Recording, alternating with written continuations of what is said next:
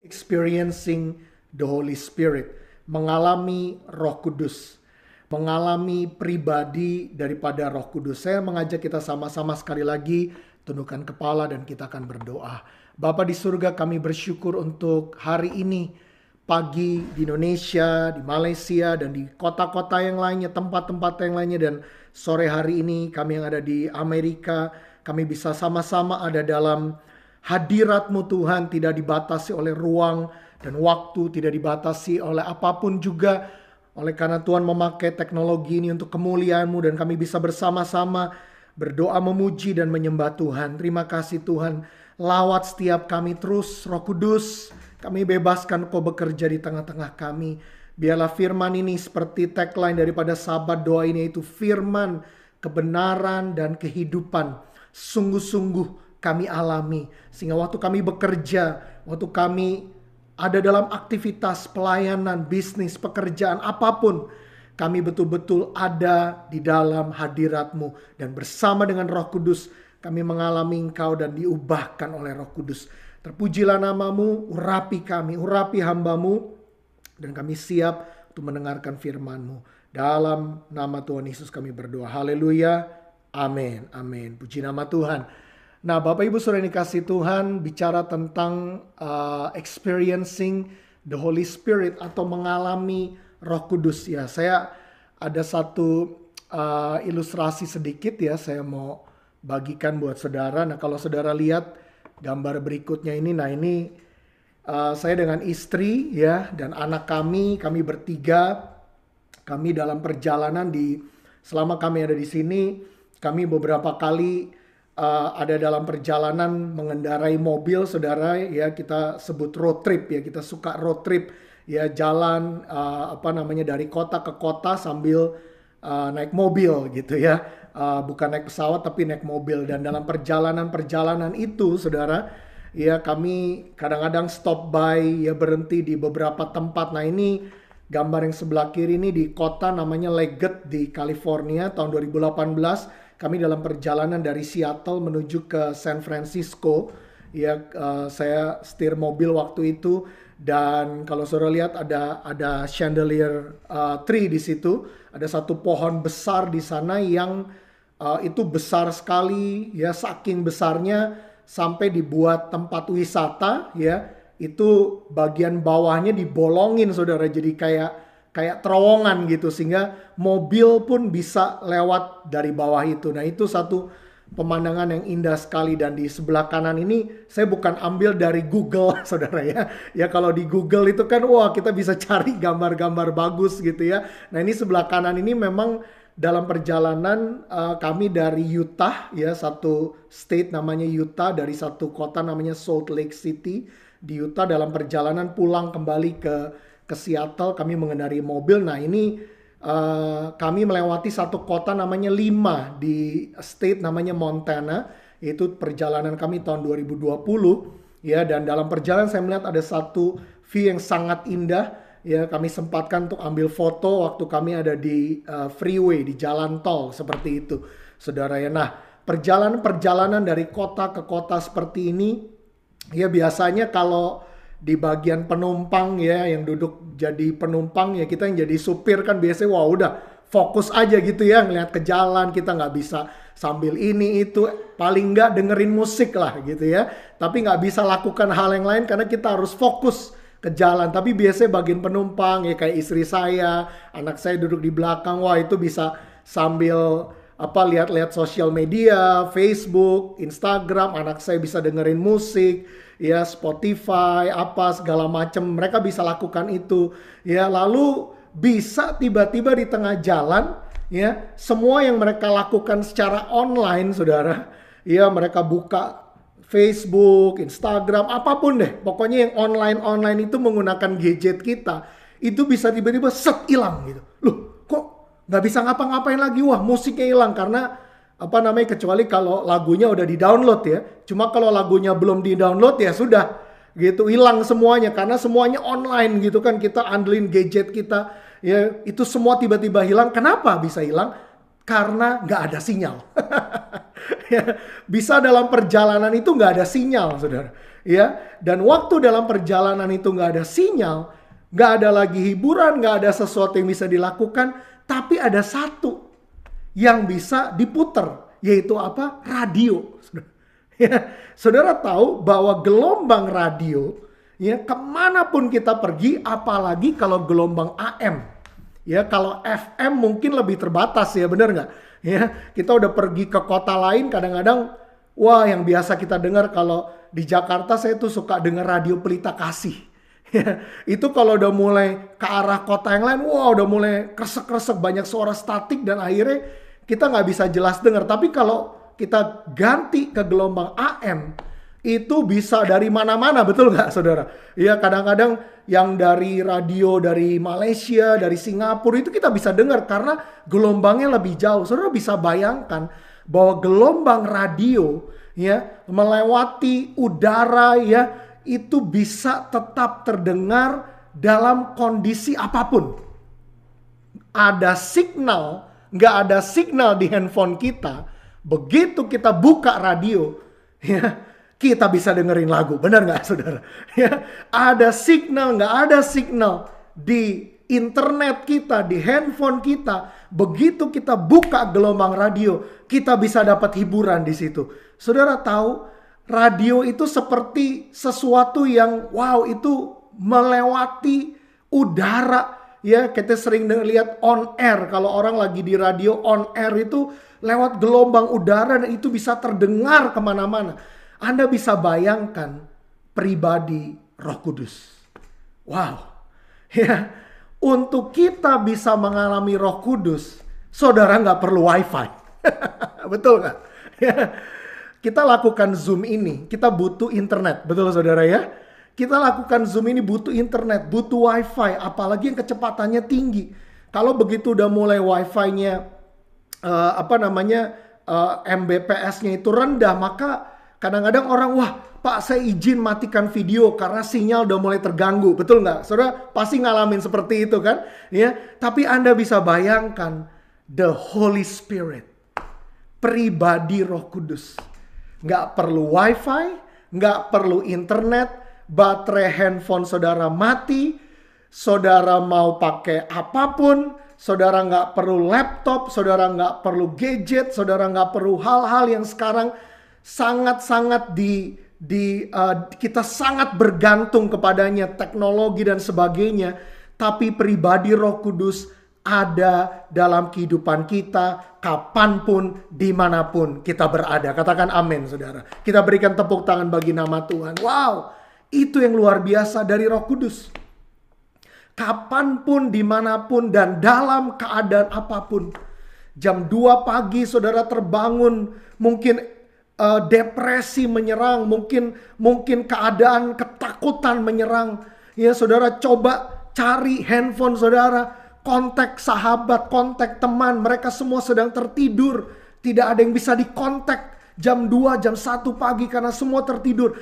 Tapi ada Roh Kudus yang tetap terjaga. Saudara sedang mengalami anxiety, saudara sedang mengalami ketakutan yang luar biasa. Sahabat-sahabat Anda meninggalkan Anda. Saudara, kami pernah mengalami dulu almarhum ayah saya pada waktu masih dalam posisi yang bagus. Ya, dulu ayah saya almarhum ada di militer, saudara ya. Dan pernah mencapai satu posisi jabatan ya dan pangkat yang tinggi, dihormati semua orang. Orang datang cari ayah saya. Butuh apa cari ayah saya, butuh apa cari. Tiba-tiba begitu kehilangan posisi, kehilangan jabatan dan semuanya. Karena ada satu hal yang terjadi dalam kehidupannya, dalam pekerjaannya, karena ayah saya pada waktu itu menjadi korban karena sesuatu ya. Dan apa yang terjadi, akhirnya dia kehilangan posisi, kehilangan jabatan. Walaupun masih punya pangkat yang tinggi, tapi non-job istilahnya kalau di militer. Saudara, non-job punya pangkat tinggi, non-job it's nothing. Gak ada anak buah, gak ada apa-apa, it's nothing. Buat ayah saya waktu itu habis. Dan saudara tahu apa yang terjadi? Sahabat-sahabatnya pun meninggalkan ayah saya. Meninggalkan keluarga kami. Giliran kami dalam keadaan baik, semua cari. begitu jatuh semua tinggalin. Pas dicari nggak ada yang mau angkat telepon, saudara. Ya, tapi saudara tahu satu hal, Roh Kudus tidak pernah meninggalkan kita. Katakan amin, saudara. Itu dahsyatnya kita mengalami Roh Kudus. Hari ini dengan cepat, saudara, saya akan share apa yang Tuhan taruh dalam hati saya dalam 1 bulan ini. Terus terang di tempat kami saya banyak bicara tentang Roh Kudus, tentang pribadi Roh Kudus, dan kami betul-betul mengalami bagaimana Roh Kudus terus menuntun, terus membaharui, terus memberikan sesuatu yang baru setiap hari. Dan ini yang saya mau share dengan cepat pada hari ini, yaitu tentang pribadi Roh Kudus. Kita akan lihat sama-sama dengan cepat dalam Yoel pasal 2 ayat 28-29. Saya akan bacakan untuk kita semua. Kemudian daripada itu akan terjadi bahwa aku, kata Tuhan, akan mencurahkan Rohku ke atas semua manusia. Maka anak-anakmu laki-laki dan perempuan akan bernubuat. Orang-orangmu yang tua akan mendapat mimpi. Teruna-terunamu akan mendapat penglihatan-penglihatan. Juga ke atas hambamu laki-laki dan perempuan akan kucurahkan Rohku pada hari-hari itu. Perhatikan, ini adalah nubuatan Nabi Yoel, di mana pada hari terakhir dikatakan Tuhan akan curahkan Rohnya. Dan dikatakan anakmu laki-laki dan perempuan akan bernubuat. Anak-anak kita akan bernubuat. Mereka akan dipakai Tuhan dengan luar biasa. Orang-orang yang tua tidak ketinggalan. Generasi yang di atasnya, the older generation, juga akan dipakai mendapat mendapat mimpi. Dan saya percaya mimpi yang dari Tuhan bicara tentang visi, tuntunan. Amin, saudara ya. Kita generasi-generasi yang lebih tua, kita mendapat visi, tuntunan, sehingga kita bisa menasihati generasi yang ada di bawah kita untuk memberikan kepada mereka nasihat apa yang harus mereka kerjakan dalam kehidupan mereka untuk membuat mereka berhasil tapi di dalam Tuhan. Ya, jadi orang-orang tua pun akan dipakai Tuhan, nggak cuma anak-anak muda, nggak cuma anak-anak kita, nggak cuma anak-anak kecil. The older generation, orang-orang tua juga akan dipakai Tuhan. Saya percaya ini waktunya. Semua generasi, bahkan dikatakan teruna, youth, generasi yang teenagers, anak-anak remaja, dikatakan akan mendapat penglihatan-penglihatan. Tidak ketinggalan ayat 29. Juga ke atas hambamu, laki-laki dan perempuan, akan kucurahkan Rohku pada hari-hari itu. Yaitu orang-orang yang bekerja bersama dengan kita. Akan Tuhan curahkan Rohnya dengan dahsyat. Dan ternyata di perjanjian baru, saudara, diulang lagi oleh Petrus. Saudara ingat kisah para rasul 2. Pada waktu Roh Kudus dicurahkan dengan dahsyat di situ. Ya, api itu turun ke atas murid-murid Tuhan Yesus yang menantikan pada waktu itu. Singkat cerita apa yang terjadi? Orang ledekin mereka, bilang, wah ini orang mabuk. Pagi-pagi mabuk, aneh pagi-pagi mabuk, saudara. Nggak mungkin pagi-pagi mabuk. Orang mabuk tuh biasanya tengah malam, ya. Begitu subuh udah pulang. Ini pagi mabuk. Itu nggak mungkin. Makanya apa yang terjadi? Petrus tiba-tiba berdiri. Petrus tiba-tiba berdiri dan menyampaikan pesan Tuhan dengan kuat, dengan gagah berani. Bukan karena kuat dan gagahnya, tapi karena Roh Tuhan atasnya. Katakan amin, saudara. Dia ulang lagi apa yang Yoel nubuatkan. Ayat 17, akan terjadi pada hari terakhir. Demikian firman Allah. Aku akan mencurahkan Rohku ke atas semua manusia. Maka anak-anakmu laki-laki dan perempuan akan bernubuat. Dan teruna-terunamu mendapat penglihatan. Juga dan seterusnya. Sudah bisa lihat bagaimana apa yang dinubuatkan Nabi Yoel diucapkan kembali oleh Petrus. Nah, saya tidak hanya akan berbicara tentang peristiwa ini, tapi saya mau bicara tentang seorang yang mengalami Roh Kudus, yaitu Petrus. Saudara, siapa itu Petrus? Kita tahu kisah seorang yang bernama Petrus, ya. Petrus, kalau saudara lihat di gambar yang sebelah kiri bawah, dia sedang tertelungkup di situ, dia sedang sedih. Kenapa? Dia menyangkal Tuhan Yesus 3 kali. Betul? Ya. Matius 26 ayat 69 sampai 75. Dia menyangkal Yesus 3 kali. Petrus, ya, di sebelah kanan atas ada satu gambar bagaimana dia berjalan di atas air. Tapi saudara tahu apa yang terjadi sebelum itu? Dia melihat ya waktu badai itu datang menerpa kapal atau perahunya. Lalu dia melihat Yesus berjalan di atas air dan orang bilang itu hantu. Tapi kita tahu kisahnya Matius 14. Yesus berkata, aku ini, jangan takut. Dan Petrus berkata apa?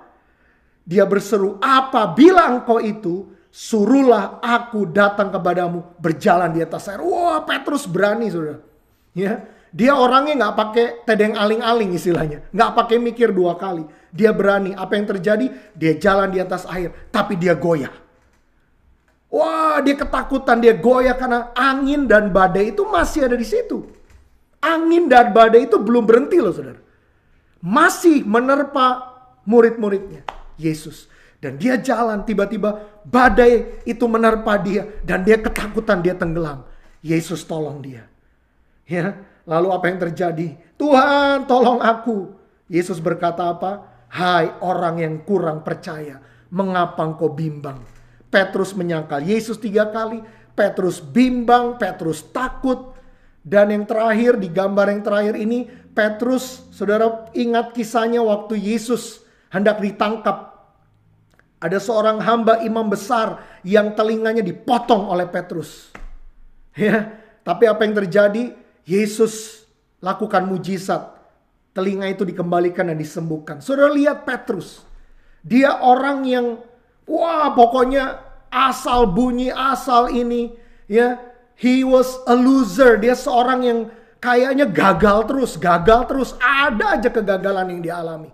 Tapi satu titik, dia mengalami Roh Kudus. Di peristiwa Pentakosta itu, Kisah Para Rasul pasal yang kedua. Apa yang terjadi? Itu mengubah kehidupannya secara total. Saudara perhatikan. Petrus sudah ikut bersama Yesus menjadi muridnya selama 3,5 tahun.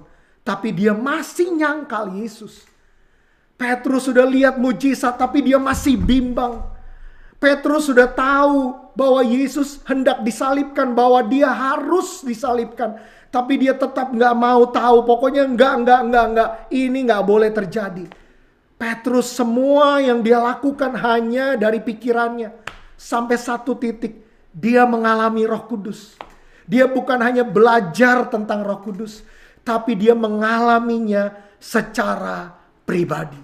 Saudara, penting untuk kita sungguh-sungguh mengalami Roh Kudus. Experience the Holy Spirit personally.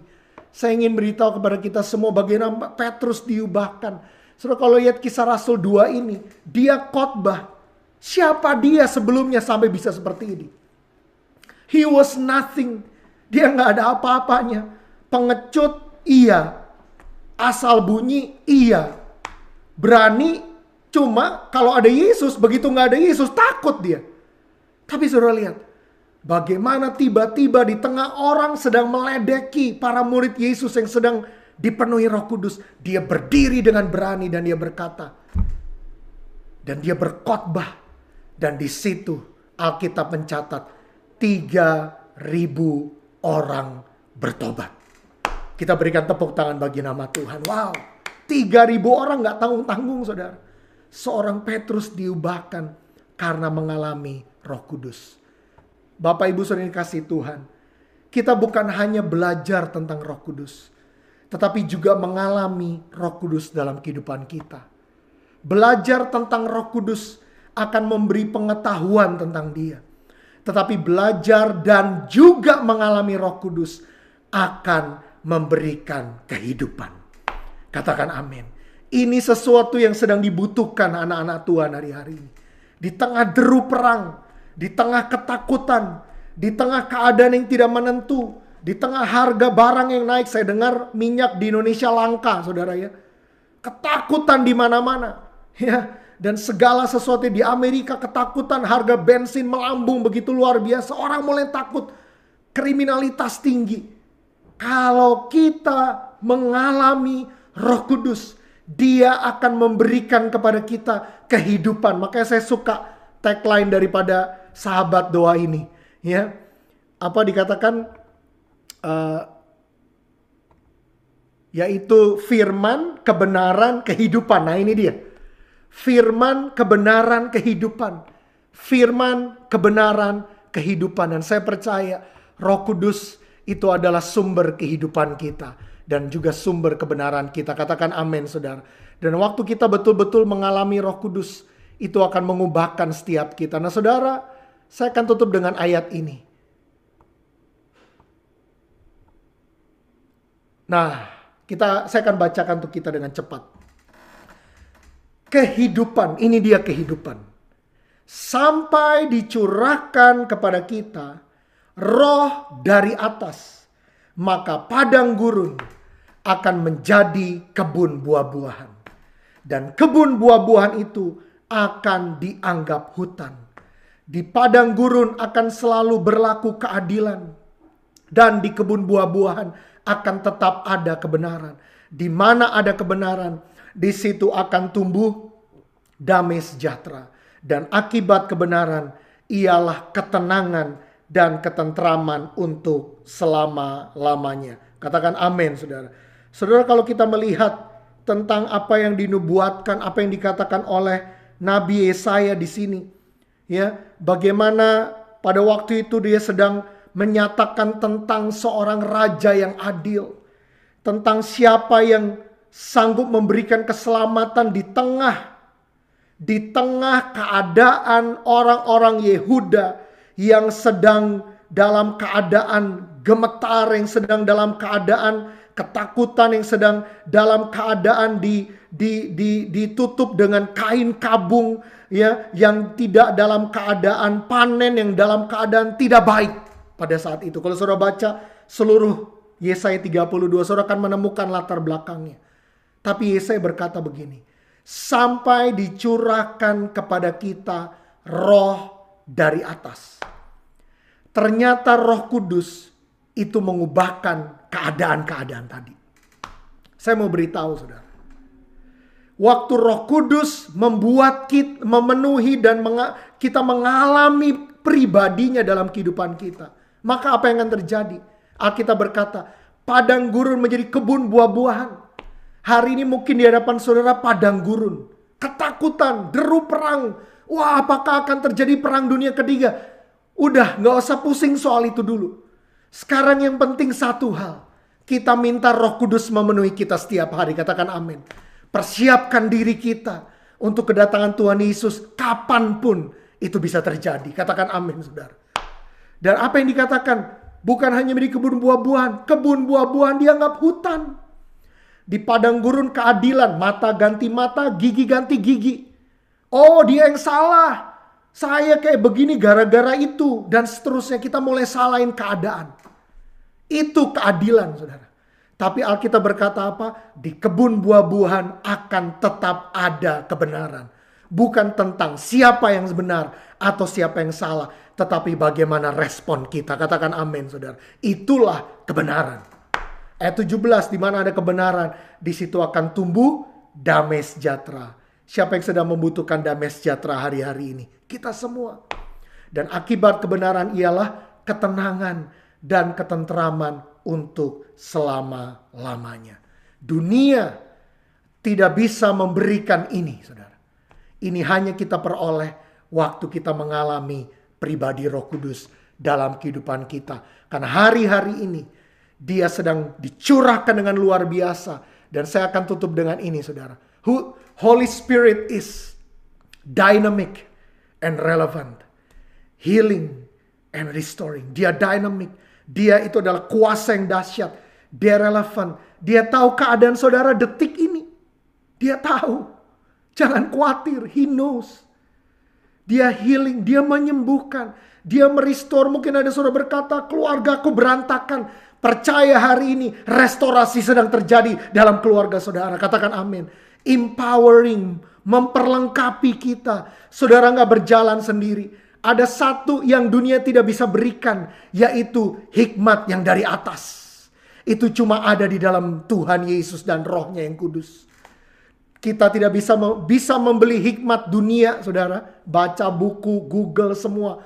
Tapi hikmat yang dari atas hanya diperoleh di dalam Dia. Katakan amin, saudara.